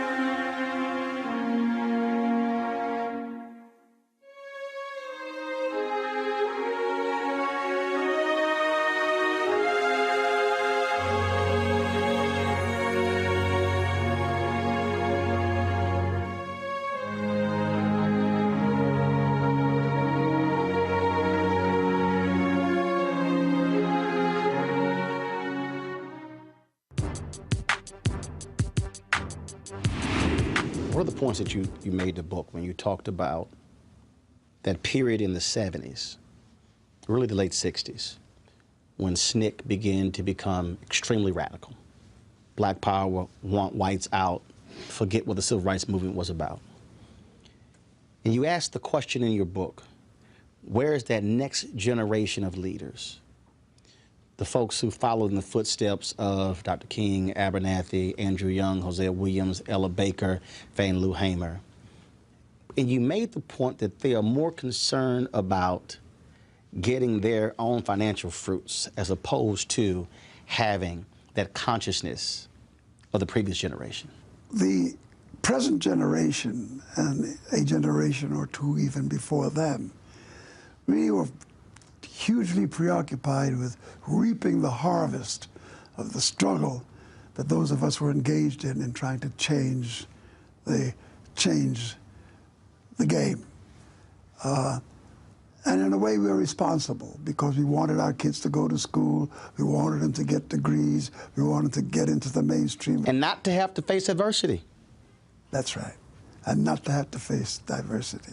And a lot of them took took the call because a lot of them did not want to face diversity. They went off and did things that were very self-serving about getting rich, having a position that gave them material power, material acquisition, and that became the game.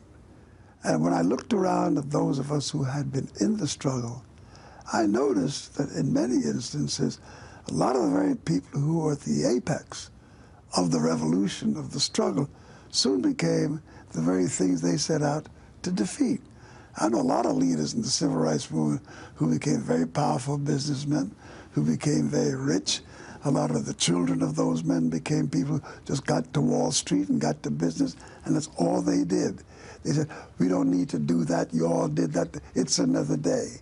Well, the truth of the matter is that you do need to do that, and it's not another day, because as long as there's poverty, there's going to be struggle, and as long as struggle exists, somebody has to be there to help with that struggle overcome the tenets of poverty. In your book, you also offered some advice to artists, and you talked about their responsibility and how they have the voice, the platform, to address these social, cultural issues. Assess this generation of artists, black or white, and are they as involved as you would want them to be on some of the critical issues facing this country and this world? From my perspective, by no stretch of the imagination can I say that the cultural community, the arts community, is anywhere near a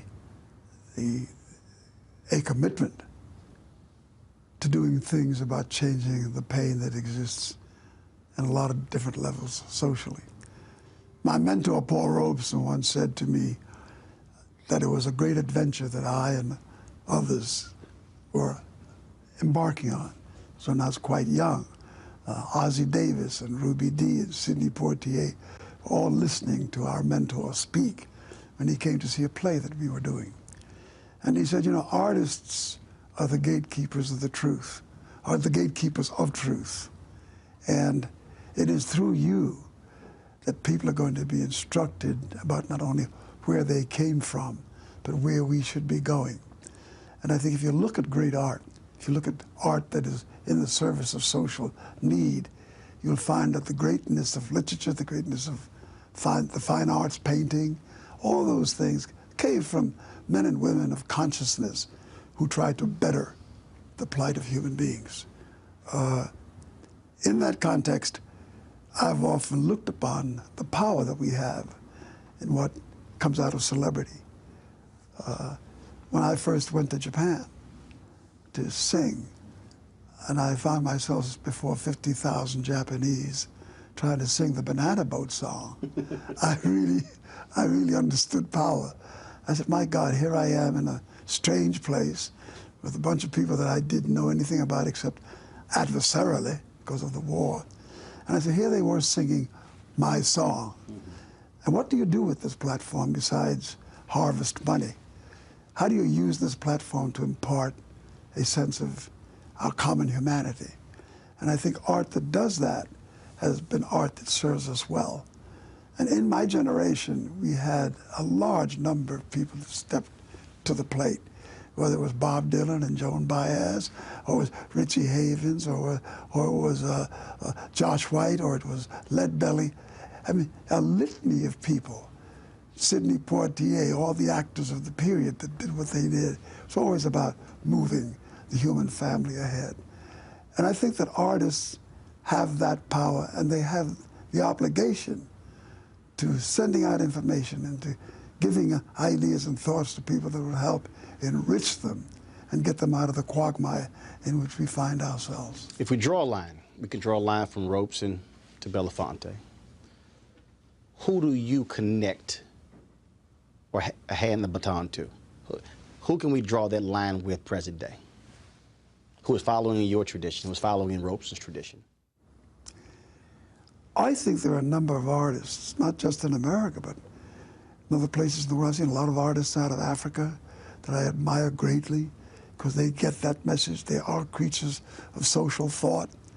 I find a lot of people who nobody's heard of that I find singing in the rap culture, and I find the rap culture the most problematic for me because I think there was a form, a cultural dynamic that took place that was rooted in social protest, that was rooted in the message.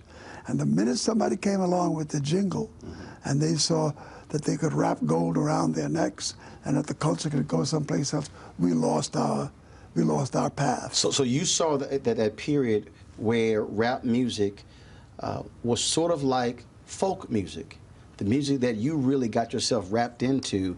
Rap the songs music of the is folk music. Right. Because like my friend Brian McGee would say, it has to be folk music, because I never heard a horse sing.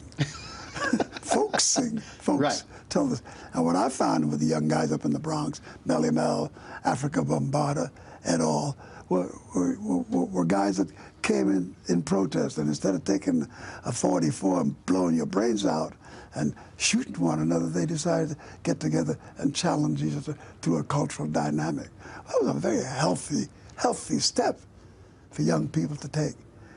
But the merchants saw an opportunity to exploit this for gain, for profit, and corrupted the process. Up next, Harry Belafonte on the Reverend Dr. Martin Luther King Jr. and the struggle for civil rights. We never, ever lost a battle. I went back and took a look at the whole journey of the civil rights movement. We didn't win the war. We're still in the war, but we never lost a battle on the way.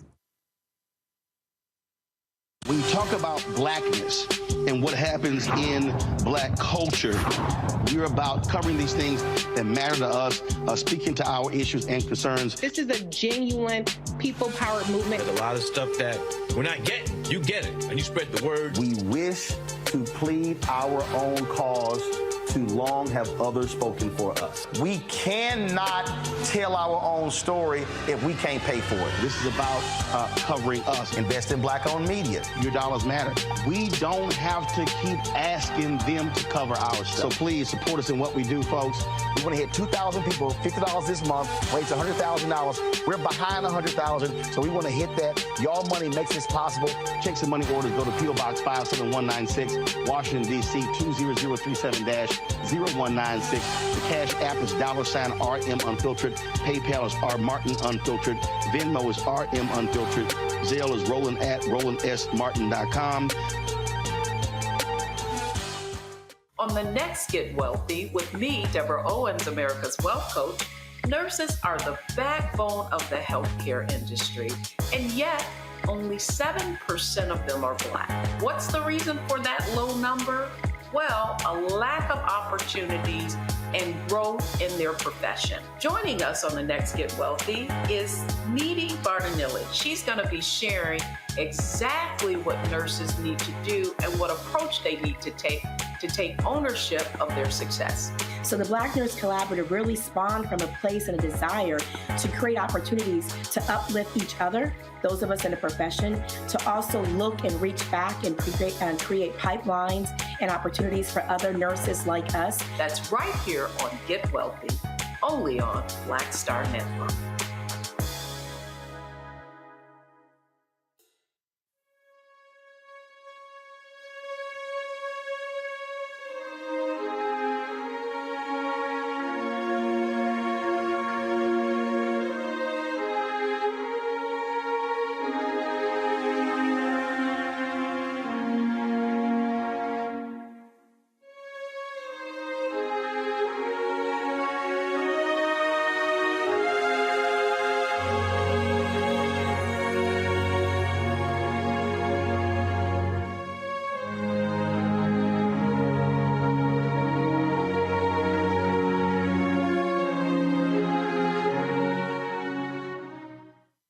Get a phone call one day and you're told the Reverend Dr. Martin Luther King Jr. wants to talk with you. And you write that literally, the beginning of that relationship, literally changed your life. What was it about him that was so unique, that was so different, so transformative for you? His humility. I was stunned by it. I was sitting in a room with a kid 24 years old when I first met him. And in your book, there's a picture, and you're sitting there. You're only a few years older, but he looked so young sitting at that table. Well, he was. Right. He was 24. And incidentally, I was 26. Right, right. The old man of the crowd. But here we were sitting in this room, and as he unfolded his mission to me, I could not only... I had to handle the fact that he came with an inordinate intelligence and the way in which he phrased the things he had to say and his vision for them constantly evoked in me a great sense of challenge and a great sense of need and desire. Y'all was sitting there for 3 or 4 hours. That's right. And that's where I wanted to be. So in that context, I saw in him the model. I was wide open to violence. I'd come from it. I'd lived in it all my life and quite prepared to apply it at any given moment if my turf was invaded. You had a lot of that anger bored up inside of you. Yeah. The anger's still there, incidentally, because at Dr. King's instruction, he thought anger was a very, very important tool. He said, we first need to be angry at our plight before we will act upon changing our condition. So anger is a necessary force. It's not so much that you're angry, it's what you do with your anger that finally determines the importance of anger. And what I saw in him was a chance to use nonviolence as a weapon to change the conditions in which we lived. And as much as I would have liked to in the beginning poo-poo that idea, my first attraction to it was, I said, tactically speaking, that's not bad. Tactically speaking, you are somewhat disarmed if when I give you love, you give me a slap in the face. Something is wrong with that equation. The onus is on us who are being attacked and those who are doing the attacking to change what they do. I've long said that one of the most underappreciated aspects of Dr. King, the Civil Rights Movement, is that people don't appreciate the strategizing. That it wasn't just, let's go out and take a march. In your book, you really get into the strategy of what's next and how long it'll take and what's the next step and who do we call and who do we work with here and here to make these things a reality. I think anybody who has the rebel spirit sees the mission in that context. Every time we won a campaign, and incidentally, I have to tell you, and I will be challenged by anybody who would like to challenge me, we never, ever lost a battle. I went back and took a look at the whole journey of the Civil Rights Movement. We didn't win the war. We're still in the war, but we never lost a battle on the way. So anybody who says, well, that was back then and that was when, I tell you that it's still applicable today. Because when I look at Egypt and Tunisia. But yeah, and I would look at Occupy Wall Street. Yeah, that's still us. Well, I see. To me, that's the poor people's campaign. That is the poor people's campaign, no question about it. And the fact that they've chosen to use nonviolence as the tactic by which to confront the oppressor is, to me, one of the cleverest of applications they could have picked, nonviolence. And in this context, I think what Dr. King gave us in this tool was something that I grew to believe in. I began to study nonviolence and its deeper tenets, and I think it's the best we could have. You saw young people really as that driving force of the movement. Is part of the problem today there was not that mechanism that stayed in place that was driven and directed by young people to pass on from one generation to the next? I have a conversation in the film with Mandela when I say to him, somewhere along the line, we who were engaged in the struggle dropped the baton. We did not pass it on to the next generation. And I was eager to hear his response and somewhat touched by the fact that he saw that aspect of our struggle in the same context. He said, yes, we failed. We did not do what we should do. But then when I went back and took a look at the charts of life, if you have never had the right to vote and did not even understand the process of voting, if all of a sudden you wake up one day and all of a sudden you can go into a voting booth and cast your vote for somebody, the first question you have as a black person coming to that booth is, who do I vote for and why? Mm-hmm. And when you're looking for who to vote for, you have to have somebody who counsels you, or you have a relationship to the community in which you live that tells you who's the most anointed. And I think every time black people went to vote, and a lot of poor people went to vote for the first time, what they found was that the people they could most trust were the people who were from the civil rights movement. Mm-hmm. So along came Andy Young, who was required to get into the electoral process. Along came Julian Bond, who was required to get into the electoral process. Along came John Lewis, who was required to... So all these civil rights leaders that came from these communities flocked to fill the next space that we had opened up for ourselves. We had to have young, bright men and women sitting in places that could run the legislative branch of government, that could sit and write laws and become engaged.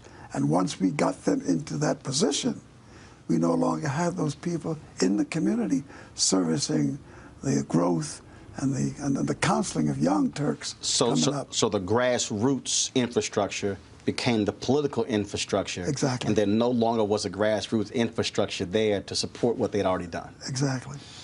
We're just now getting back to that.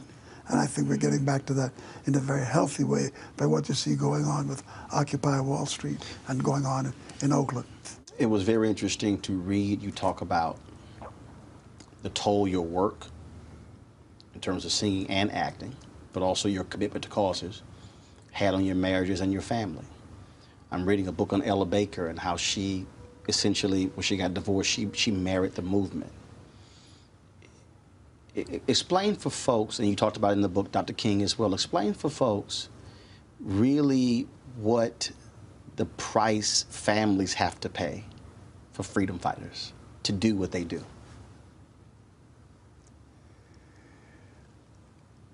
I am constantly confronted with that thought. And it's in my own cultural, my own historic DNA. There's no way to serve the cause of my son says it very succinctly in the film. He said, we had a problem. He said, we had the family of man, and Dad had his own family. And he was running between the two like a lunatic. That's exactly what he said. I had to laugh because I had this vision from his perspective as a kid. But I don't think it's possible to do what we do without some sacrifice to the needs of family and to our children growing up. I think there are things I could have done a little differently and maybe took a little edge off some of the things that I didn't do. But by and large, there is a price to pay. Nowhere for me is this price more fully illustrated than what happened with Dr. King and his family. Mm-hmm. I think his children paid a terrible price for what happened to both to Martin and to Coretta. And the constant fear and the constant absence that was evident in their lives. I think that had we done things a little differently, and could we have done things differently, the families might have fared better. But having said that, I'm hard-pressed to think of what it is we would have done differently. Mm-hmm. I don't think we'd have done very much. When we come back, Harry Belafonte on his profound disappointment with the King Center today. For this moment to have not been clearly a place of study that prepared young minds to continue the cause of the need of the struggle was for me a great loss. And once I saw that there was an entire board of people handpicked by the King family to just further their image and to further the cause of their power base, I just said, there's something wrong with this. It's very interesting. When I tweeted this issue, I said I'm going to be interviewing Harry Belafonte. It was amazing how many people responded by saying, ask him how he really felt and how he feels today about being disinvited to speak at Coretta Scott King's funeral.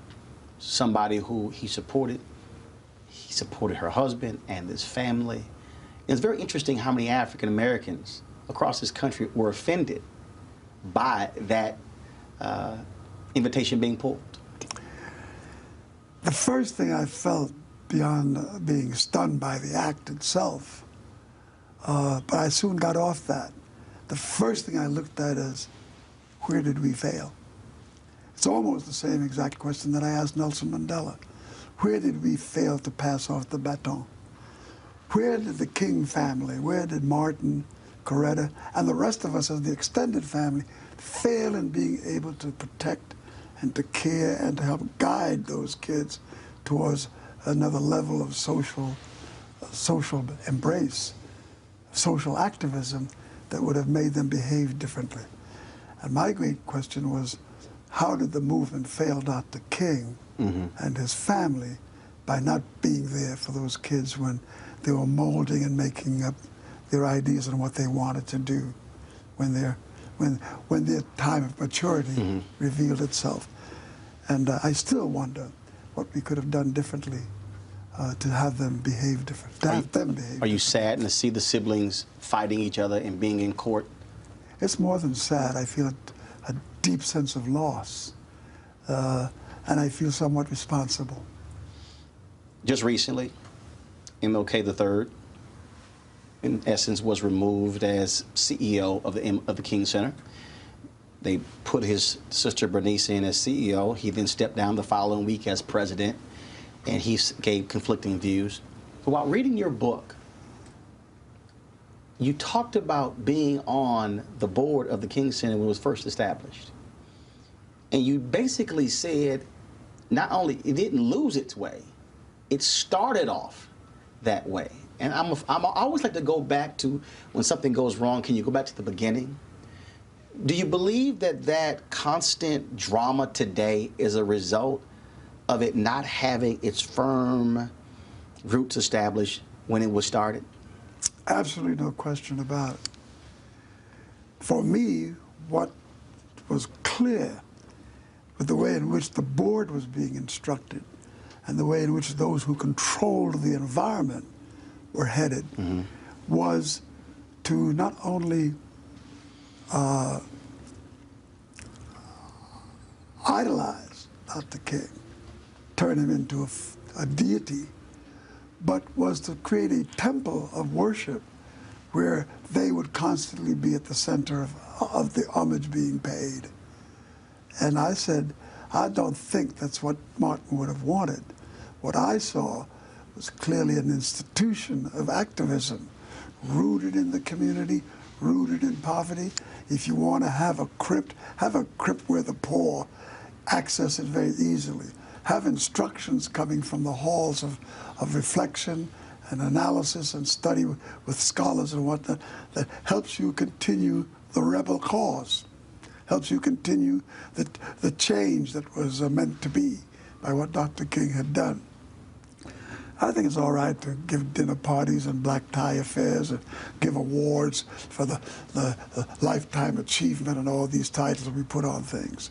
But for this moment, to have not been clearly a place of study that prepared young minds to continue the cause of the need of the struggle was for me a great loss. And once I saw that there was an entire board of people handpicked by the King family to just further their image and to further the cause of their power base, I just said, there's something wrong with this. Fidel Castro. Fidel Castro, I thought he was a whiz.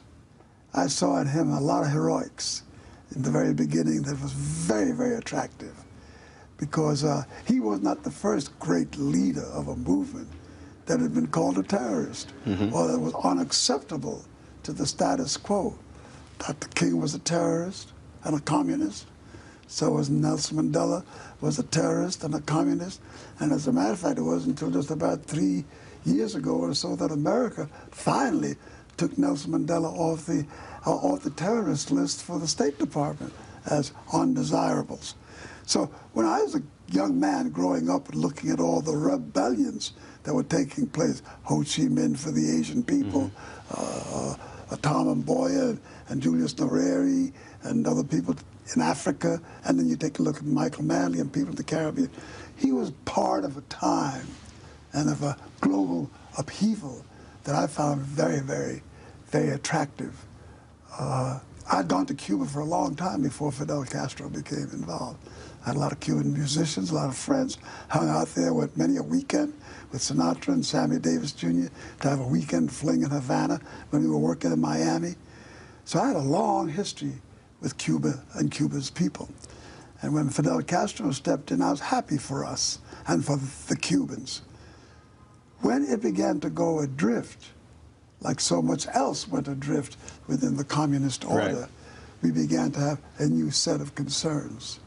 I don't think communism in and of itself was what went wrong. What went wrong was another flaw in which the human race suffers from. Because the best that's even in America and in our Constitution was rooted in a certain kind of evil in its day. Because when I look at a Constitution that says, we hold these truths to be self-evident that all men are created equal, and you look at the minds that could create that phraseology that pushed an idea. And at the same time, these very same men were holders of slaves and cruelly subjected people to a second-class life of second-class citizenry. That was an evil, something villainous. And I think that what happened with communism, what happened with the leaders, power corrupted them and corrupted them to the point where they became totalitarian, they became so oppressive that they had to eventually implode, which is what happened.